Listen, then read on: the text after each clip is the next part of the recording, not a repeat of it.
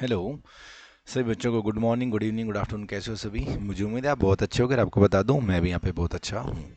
अभी जो हम कर रहे हैं ये कर रहे हैं जी सिर्फ और सिर्फ क्वेश्चन नंबर 1 और उसका भी सिर्फ ए पार्ट। अभी हम जो कर रहे हैं वो कर रहे हैं मई 2020 का मॉक टेस्ट पेपर। तो मेरे साथ साथ करना करें स्टार्ट। कहता है state with the reasons whether the following statements are true और फॉल्स। और ये आपके हैं 6 क्वेश्चन और हर एक क्वेश्चन कितने नंबर का है? 2 मार्क्स का है। अब इसको ध्यान से पढ़ते हैं तो ये समझ में आता है कि एक नंबर तो आपको ट्रू और फॉल्स बताने का मिलेगा, ठीक है जी। और एक नंबर आपको मिलेगा रीजन बताने का। यानी कि आपको दो चीज़ें करनी है, एक तो आपको रीजन बताना है और दूसरा आपको क्या बताना है कि ये चीज़ ट्रू है या फॉल्स है। तो बड़े ध्यान से देखते जाना। Point number 1, if the effect of errors, ध्यान से देखें क्या लिखा हुआ है, एरर्स कमिटेड कैंसिल आउट। अगर मैंने एक से ज़्यादा एरर्स किए और उसकी वजह से जो इफेक्ट है वो इफेक्ट क्या हो चुका जी? कैंसिल आउट हो चुका। The error will be called compensating error. हाँ सर, यही होता था कंपनसेटिंग एरर कि मैंने दो एरर सेम जो है ना अमाउंट के कर दिए अलग अलग साइड में, तो उसको बोला है कंपनसेटिंग एरर। एग्जाम्पल के थ्रू मैं बताता हूँ आपको। आप फॉर एग्जांपल बना रहे हैं ट्रायल बैलेंस और ये है आपकी डेबिट साइड और ये आपकी क्रेडिट साइड। आपने डेबिट साइड में कहीं पर लिखना था 9000 और आपने गलती से लिख दिया 900। एक जगह आपने क्रेडिट करना था 9000 और 9000 की जगह क्रेडिट कितना कर दिया आपने? 900। डेबिट साइड में आपने 8100 रुपीज़ क्या लिखे हैं? कम। और क्रेडिट साइड में भी 8100 रुपीज़ आपने क्या लिखे हैं? कम। तो ये एक ऐसी गलती है जो दो बार हुई है, सेम अमाउंट की गलती है। मैंने डेबिट में भी 8100 कम लिखे हैं, मैंने क्रेडिट में भी 8100 क्या लिखे हैं? कम लिखे हैं। इस गलती की वजह से ट्रायल जो बैलेंस है, ट्रायल बैलेंस का जो बैलेंस है वो एग्री कर जाएगा, ठीक है जी। And the trial balance will disagree. यहाँ पर इसने वर्ड गलत लिख दिया तो फर्स्ट स्टेटमेंट क्या होगी मेरी? फॉल्स। कि भैया यहाँ से तो मेरा ट्रायल बैलेंस हो जाएगा एग्री। पॉइंट नंबर आ जाए 2 पे। Amount meant for construction of temporary huts, मैंने टेम्परेरी हट्स बनवाई हैं। विच वर नेसेसरी, ध्यान से, which were necessary for the construction of cinema house. अच्छा, मैं बेसिकली बना रहा था सिनेमा हाउस और सिनेमा हाउस के कंस्ट्रक्शन के समय मेरे को टेम्परेरी हट्स भी क्या करी? बनवानी पड़ी। विच वर डिमोलिश, जो कि तोड़ दी जाएंगी when the cinema house was ready. अच्छा, क्या कहना चाह रहा है? ध्यान से समझें इसको जरा। ये कह रहे साहब, हम एक बहुत बड़ा सिनेमा घर बना रहे थे। मैंने कहा ठीक है। जिस समय हम सिनेमा घर बना रहे थे हमने इसके बगल में टेम्परेरी हट्स बना दी। ये बना दी हमने टेम्परेरी हट्स।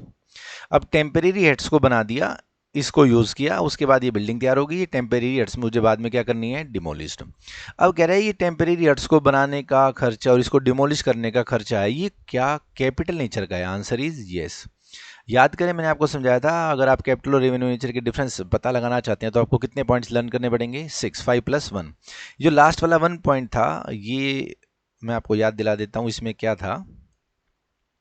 इसमें था कि अगर मैंने कोई एक्सपेंडिचर किया, उसका नाम हमने रख दिया फर्स्ट एक्सपेंडिचर, इसकी वजह से आपको एक और एक्सपेंडिचर करना पड़ा, तो सेकंड एक्सपेंडिचर का नेचर वो होगा जो फर्स्ट का क्या है? नेचर। मतलब अगर फर्स्ट एक्सपेंडिचर आपका कैपिटल नेचर का है तो सेकंड भी कौन सा होगा? कैपिटल नेचर का।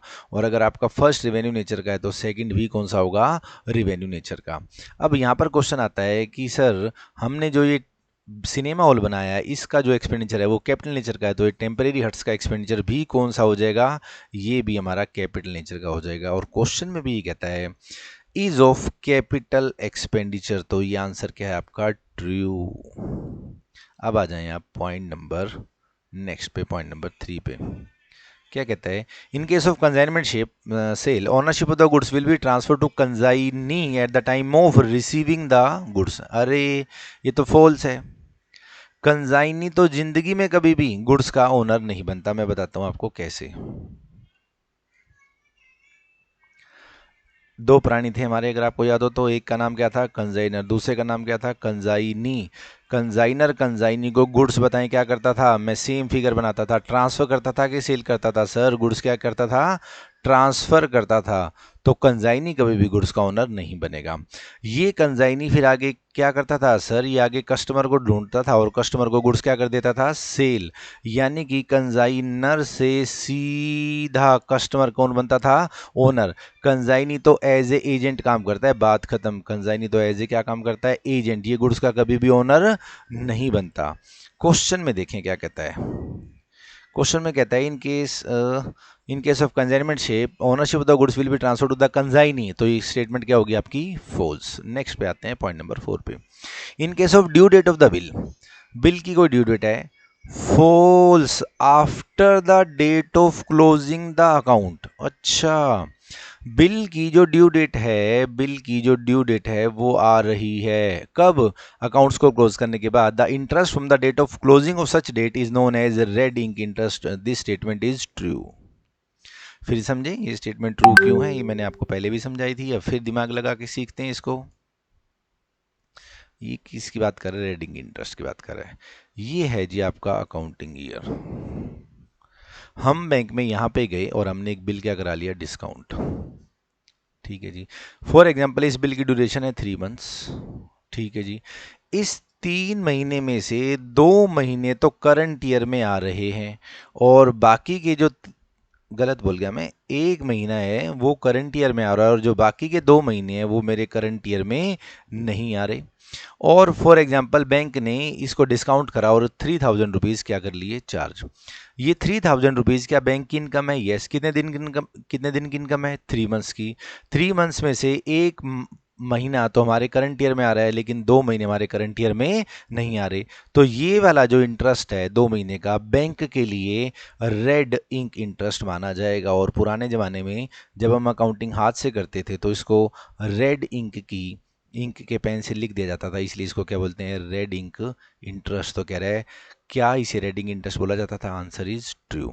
नेक्स्ट कहता है point number 5, when there is no partnership deed. कह रहा है साहब पार्टनरशिप डीड है ही नहीं, interest on loan for the partner to be paid at that of 6%। Answer is yes. Yes की जगह में क्या लिखना चाहिए, ट्रू। Answer is true. कह रहा है कि भाई पार्टनरशिप डीड बनी नहीं हुई, पार्टनरशिप डीड बनी नहीं हुई, लोन पे इंटरेस्ट कितना लगेगा, 6%। हालांकि यहाँ 6% पर एनम होना चाहिए था तो ज़्यादा अच्छा रहता, लेकिन 6% पे भी हम इसको ट्रू ही बोलेंगे।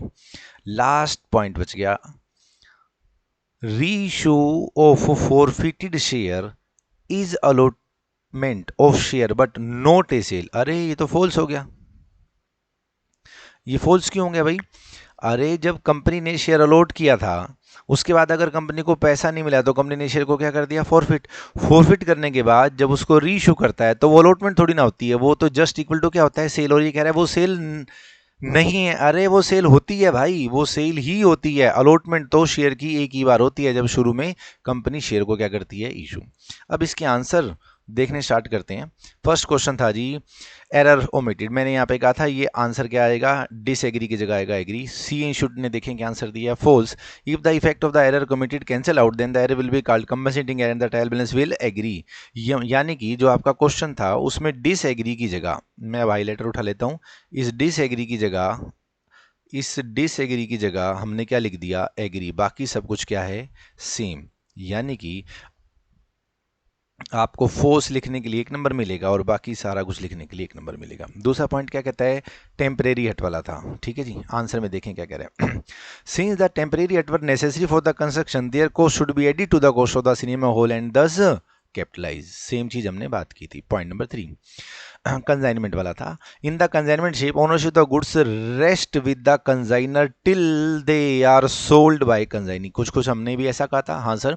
जब तक कंसाइनी गुड्स को अपने पास रखता है वो गुड्स का ओनर नहीं होता। गुड्स का ओनर तो सीधा कंसाइनर से कौन बन जाता है, customer. The consignee does not become the owner of the goods even though, जबकि गुड्स उसकी पोजेशन में है, he act only as an agent of the consignor. Point number next था ड्यू डेट वाला।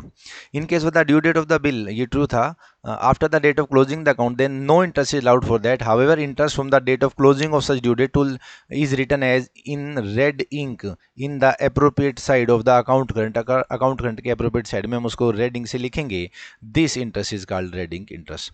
नेक्स्ट पॉइंट था जी partnership वाला। अगर पार्टनरशिप डीड नहीं है तो इंटरेस्ट ऑन कितना लगेगा जी 6% पर एनम। हालांकि यहाँ पे इसने 6% पर एनम लिखा हुआ है, तो आपने आंसर ध्यान से देखें ट्रू ही लिखना था। और फॉरफिट करने के बाद जब शेयर रीइशू किए जाते हैं तो उसको अलॉटमेंट नहीं सेल ही बोला जाता है, तो ये हो गया false. A forfeited share is merely a share available for the company for sale and remain vested in the company for that purpose only. Reissue forfeited share is not allotment of share but only as a sale and they have already been allotted earlier, क्योंकि वो already allot कर दिए गए थे, तो आज उसको सिर्फ और सिर्फ क्या बोला जाएगा, सेल ही बोला जाएगा, अलॉटमेंट नहीं बोला जाएगा। ये हमारा एक क्वेश्चन खत्म हो गया। ये है हमारा मई 2020 का फर्स्ट क्वेश्चन, मैंने पूरी डिटेल में बता दिया है। अभी हम इसकी कंटिन्यू ऐसे डेली क्लास लेते रहेंगे और मैं उम्मीद करूंगा कि ये जो आपके 12 मार्क्स का फर्स्ट क्वेश्चन आता है उसमें से आपके कितने आने चाहिए, 12 ही आने चाहिए। Okay dear, thanks a lot.